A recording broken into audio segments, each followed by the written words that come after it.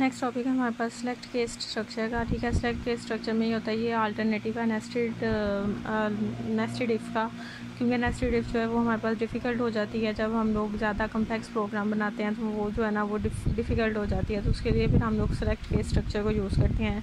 यहाँ पे सिलेक्ट भी एक कीवर्ड है और केस भी एक कीवर्ड है। ठीक है, इसको यूज़ किस तरह से करना है, इसमें हम जितने चाहें केसेस बना सकते हैं, डिपेंड करता है कि हमारे पास कितनी चॉइसेस हैं। ठीक है, जिस तरह हमारे पास अगर हमने कोई वीक डेज़ को शो कराना है तो मतलब एक हफ़्ते में हमारे पास 7 डेज़ होते हैं। ठीक है, तो फिर हमारे पास यहाँ पे कितने केसेस बन सकते हैं, 7 केसेस बन सकते हैं। तो डिपेंड करता है हमारी सिचुएशन पे, हमारे प्रोग्राम पे, कि हम लोगों ने किस तरह का काम करना है। ठीक है, और इसको मतलब एक केस के अंदर डिफरेंट ब्लॉक ऑफ स्टेटमेंट आप लिख सकते हो। वो 10 लाइनें हो सकती हैं, 1 लाइन हो सकती है, 20 लाइनें हो सकती हैं, जितना भी आप लोग लिखना चाहो। ठीक है, वो सारी की सारी उसके अंदर होती हैं। यहाँ पे इसका सिंटेक्स जो है वो कुछ इस तरह से है कि सेलेक्ट केस, हम लोग यहाँ पे सेलेक्ट केस का कीवर्ड यूज़ करते हैं, फिर एक्सप्रेशन लिखते हैं कि जिसकी बेस पे हमने वो केसेस बनाने होते हैं। ठीक है, फिर केस वैल्यूज़ आ जाती हैं, उसके अंदर स्टेटमेंट हर वैल्यू, मतलब ये आप जब इसको प्रोग्राम को करोगे ना देन आपको उसकी समझ आ जाएगी। केस एल्स होता है, ये डिफ़ॉल्ट केस होता है, जैसे इफ एल्स में एल्स लास्ट पे आता है कि अगर कोई कंडीशन ट्रू नहीं होती तो एल्स वाली चलेगी। सेम उसी तरह से अगर कोई केस ट्रू नहीं होता तो वहाँ पे फिर कौन सा चलेगा, एल्स वाला केस चल जाएगा। और यहाँ पे आप लोगों की एंड सेलेक्ट यानी कि सेलेक्ट स्टेटमेंट क्या हो जाएगी, एंड हो जाएगी। ठीक है, तो ये हमारे पास एक जनरल सा सिंटेक्स उसने बताया हुआ था। अब यहाँ पे अगर हम लोग इसकी एग्जांपल पे जाएं तो यहाँ से आपको इसकी समझ आएगी। Write a program that takes a number between 1 and 5। आपने यूज़र से 1 से लेके 5 के दरमियान में कोई नंबर लेना है, एंड डिस्प्ले स्ट्रिंग इक्विवेलेंट। और फिर आपने इसको इंग्लिश वर्डिंग में यानी कि शो कराना है। जैसे 1 है तो ONE1 आपने इसको शो कराना है, 2 है तो TW2 की फॉर्म में शो कराना है। ठीक है, if the number is less than 1, अगर नंबर जो है वो 1 से कम है, और ग्रेटर दैन 5 और 5 से ज़्यादा है, तो it displace out of range message. तो आपने उसको क्या शो कराना है कि इस रेंज में हमारी 1 से 5 तक रेंज है, अगर इससे ऊपर नीचे कहीं जाता है तो आपने उसको out of range message show कराना है। For example if the user enter 2, it displace equivalent string TW2। ठीक है, आपने इसको ये शो कराना है। अब enter number from 1 to 5, 1 to 5 से कोई भी नंबर होगा वो इस टेक्स्ट बॉक्स में आएगा, आपका यूज़र इनपुट करेगा। जैसे वो इस बटन पे क्लिक करेगा, कन्वर्ट के बटन पे, लाइक उसने यहाँ पे हमें 1 दिया है, तो उसको फिर जैसे उसने बटन पे क्लिक किया तो उसको क्या शो हो जाना चाहिए, ONE1 यहाँ पे शो हो जाना चाहिए। ठीक है, तो अब इसको हम लोग कोड करते हैं।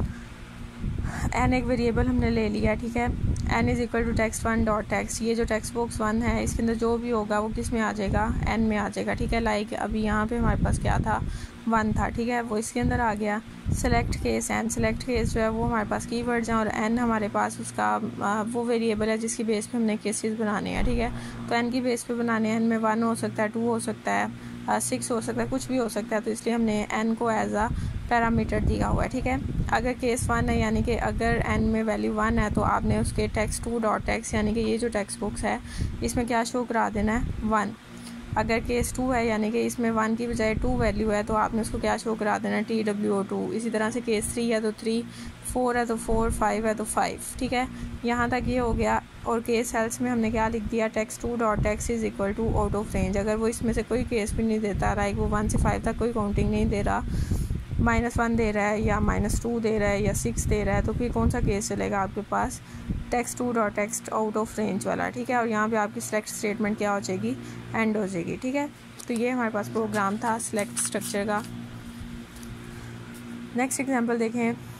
Right a program that uses the following categories of movie. ये मूवीज़ हैं हमारे पास। ठीक है, इसमें ACFHSC जो है ना ये हमारे पास इसके कीवर्ड्स हैं। ठीक है, अगर यूज़र A प्रेस करता है तो हमने उसे क्या शो करवाना है, एडवेंचर मूवी। अगर वो F प्रेस करता है तो फैमिली मूवी, S प्रेस करता है तो साइंस फिक्शन मूवी। ठीक है, the program input code of movie type, ये कोड्स हैं। ठीक है, आपने यूज़र से ये इनपुट में लेने हैं, एंड डिस्प्ले इट्स कैटेगरी, आपने उसकी कैटेगरी को शो कराना है। For example if the user enter age, it display horror movies. अगर उसने एज दिया तो आपने उसको क्या शो कराना है, हॉरर मूवी को शो कराना है। ठीक है, यहाँ पे हम लोग इनपुट बॉक्स के थ्रू मूवी कैरेक्टर जो है वो यूज़र से इनपुट लेते हैं। सपोज कर लेते हैं कि यूज़र ने हमें S इनपुट दे दिया। ठीक है, अब यहाँ पे कैटेगरी कोड ये एज इट इज़ प्रिंट करने के लिए उसने यूज़ किया हुआ। ठीक है, सिलेक्ट केस हम किसकी बेस पे बना रहे हैं, इस मूवी कैरेक्टर की बेस के ऊपर, क्योंकि इसके अंदर कुछ भी आ सकता है, SHACF कुछ भी आ सकता है।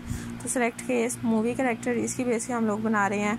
अगर तो केस A होगा, केस ए किसके लिए था, एडवेंचर मूवी के लिए, तो हमने उसे मैसेज बॉक्स में क्या शो कराना है, your selection is adventure movie, ठीक है। अगर केस सी होगा तो हमने उसे बताना है कि your selection is comedy movie, अगर एफ होगा तो your selection is family movie, अगर एच होगा तो your selection is horror movie, ठीक है। और अगर केस एस होगा तो उसके लिए your selection is science fiction movie. और अगर इनमें से कोई केस नहीं होता तो एल्स पे चले जाएंगे। लाइक आपके यूज़र ने यहाँ पे टी दे दिया है, अब टी तो इनमें किसी केस में भी नहीं है, तो फिर हम लोग किस पे चले जाएंगे, एल्स वाले केस पे, और उसको क्या शो कराएंगे, please select any valid category from A C F H R S, के मतलब इनमें से कोई कैटेगरी को सिलेक्ट किया जाए या आपने वैलिड कैटेगरी को सिलेक्ट नहीं किया हुआ, और उसके बाद आपकी सिलेक्ट स्टेटमेंट एंड हो जाएगी। उसके बाद जी नेक्स्ट है हमारे पास write a program that input a floating point number. आपने एक फ्लोटिंग पॉइंट नंबर यूज़र से इनपुट में लेना है, फ्लोटिंग पॉइंट पॉइंट्स वाला होता है, ठीक है। An operator plus minus multiply या डिवाइड कोई भी हो सकता है, ठीक है। और another floating point number, दो एक और फ्लोटिंग पॉइंट नंबर लेना है, ठीक है। It display the result of the performing the operation on the given numbers. If the operator is division it should check to make sure the divisor is not equal to 0, ठीक है। आपने like मैंने उसको दे दिया है कि जी 2.5 first number है floating point, operator मैंने उसको कह दिया प्लस का, और फिर मैंने उसको सेकंड पॉइंट नंबर दिया 2.5, तो इन दोनों का सम करके क्या आंसर आएगा हमारे पास 5। तो आपने इस आंसर को शो कराना है क्योंकि मैंने उसको क्या कहा था, प्लस का। अगर मैं इसको माइनस कहती तो इसका आंसर क्या आता, 0। ये काम करना है। सेकंड उसने क्या कहा है कि अगर आप डिवीजन को यूज़ कर रहे हो, लाइक यहाँ पे डिवीजन भी है, उसको यूज़ कर रहे हो तो उसको यूज़ करने से पहले आपने ये चेक करना है कि जो डिवाइज़र है वो इक्वल टू 0 नहीं होना चाहिए। लाइक अगर 2 डिवीजन बाय 0 कर रहे हैं तो डिवीजन बाय 0 कंप्यूटर को पागल कर देती है, मतलब वो बिल्कुल भी नहीं काम करता। तो आपने इस कंडीशन को चेक करना है कि डिवीजन बाय 0 ना हो, ठीक है। If the operator is not a plus minus multiply या डिवाइड, बेसिक 4 ऑपरेटर्स को आपने चेक करना है। Then the program should print invalid operator. अगर इनमें से कोई नहीं है तो आपने उसे क्या शो करा देना है कि तुमने इनवैलिड ऑपरेटर जो है ना उसको दिया हुआ है, ठीक है। 3 चीज़ें हमने यूज़र से इनपुट में लेनी है।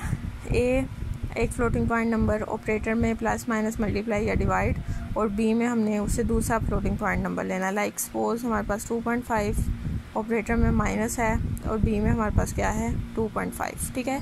सिलेक्ट केस ओप के नाम से, यानी कि ऑपरेटर की बेस के ऊपर हम उसके क्या बनाने लगे हैं, केसेस, क्योंकि ऑपरेटर डिफरेंट चीज़ है, वो माइनस हो सकता है, प्लस हो सकता है, मल्टीप्लाई या डिवाइड, तो इसलिए ऑपरेटर को हमने एज अ पैरामीटर दिया है। अगर केस प्लस है, अगर प्लस है तो प्रिंट ए प्लस बी, ए और बी को हमने क्या कर देना है, प्लस कर देना है। अगर केस माइनस है तो हमने ए और बी को क्या कर देना है, माइनस कर देना है।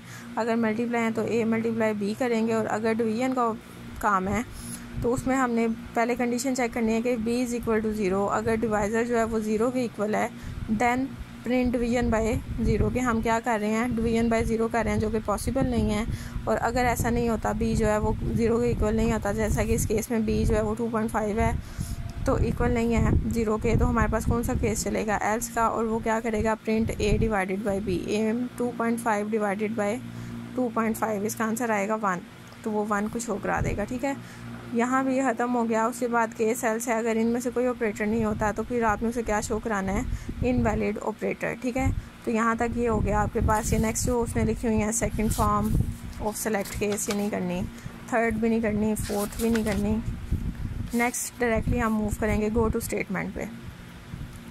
गो टू स्टेटमेंट जो होती है ना वो आपको डायरेक्टली किसी ऐसी लोकेशन पे मूव करा देती है, ऐसी जगह पे मूव करा देती है जहाँ पे आप जाना चाहते हो। मतलब आपने 10 लाइन ऑफ कोड लिखी हुई है, अगर तो प्रोग्राम चल रहा है तो वो 1 बाय 1 हर लाइन पे जाएगा। लेकिन अगर आपने गो टू स्टेटमेंट को यूज़ कर लिया तो आप डायरेक्टली 2 वाली लाइन से डायरेक्टली 10 वाली लाइन पे भी मूव कर सकते हैं। एक लेबल होता है जिसको थ्रू आप लोग डायरेक्टली उस जगह पे पहुंच जाते हो जहाँ पे आपने जाना होता है, ठीक है।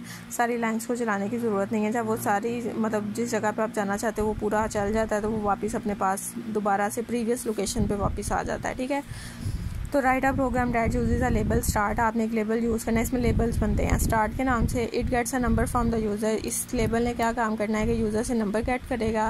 And if the number is less than 1, अगर उसका नंबर जो है वो लेस दैन 1 है, मतलब जो उसने इनपुट किया वो लेस दैन 1 है, it shifts the control upward, तो वो कंट्रोल वापस ऊपर चला जाएगा, ठीक है। फिर यहाँ पर हम एक लेबल बनाते हैं, डिमैन एज इंटीजर, हमने एक स्टार्ट के नाम से एक लेबल बनाया है, इसको स्टार्ट लेबल का नेम है, और ये कॉलन हमेशा हमने इसके साथ लगाना है, ठीक है। इसमें हमने यूज़र से क्या लेनी है, n is equal to input box के एक नंबर जो है ना वो एंटर करो, ठीक है। अगर तो number if n is less than 1 then go to start, अगर उसके n में मतलब लाइक मैंने इनपुट दिया, मैंने उसमें -2 दे दिया, तो -2 is less than 1, condition true है, तो देन हम किधर चले जाएंगे, गो टू कीवर्ड है और स्टार्ट पे चले जाएंगे। स्टार्ट पे जाके हम दोबारा यूज़र से कहेंगे एक नंबर इनपुट करो। सपोज इस दफ़ा उसने हमें -3 इनपुट कर दिया, अगेन कंडीशन चेक होगी, वो ट्रू होगी, तो देन वो किस पे चला जाएगा, गो टू स्टार्ट पे चला जाएगा और स्टार्ट पे जाके वो